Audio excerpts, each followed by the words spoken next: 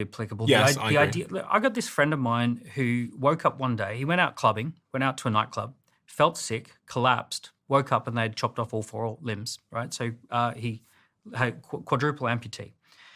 He was 19 years old. So he wakes up in bed and he basically says, "I'm a quadruple amputee. I was fine 48 hours ago, and now I'm a quadruple amputee." And he decides to make this decision in the hospital room that this is going to be the best thing that ever happened to him.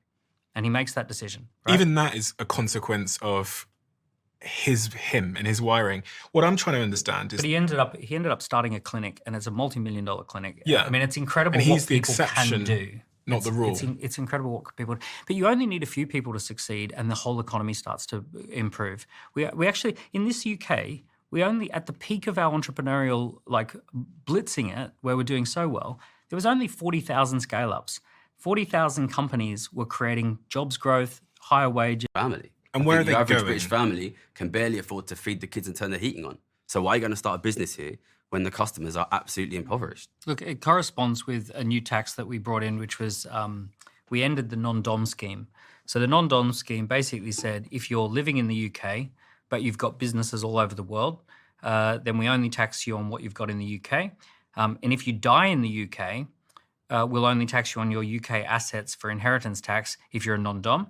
But if you die in the UK and you've got wealth in India, once that non-dom scheme ended, they basically said, we will tax you on everything globally. If you're a tax resident basically said, we will tax you on everything globally. If you're a tax resident in the UK, everything you've got globally, we want 40% of it. So unfortunately, every wealth manager contacted their clients and said, you can't stay here. You're going to have to get out.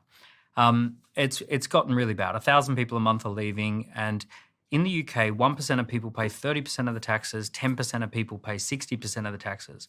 And you imagine if we're sitting out at dinner and there's 10 of us out for dinner, and one person says, hey, I've got this, I'll get 60% of the bill tonight. We say to them, no, it should be 70%, it should be 80%. And they say, you know what, I'll get up and leave. So they leave, everyone else's bill just doubled. So what's going to happen is if we drive the millionaires out of this country, every ordinary normal person who pays 10 grand a year in tax will now have to pay 20 grand a year in tax. So the reason they left it because we used to allow them to not pay tax. And on their global incomes, on their global So isn't it a bit businesses. more like if we were 10 of us at dinner and there was one guy who came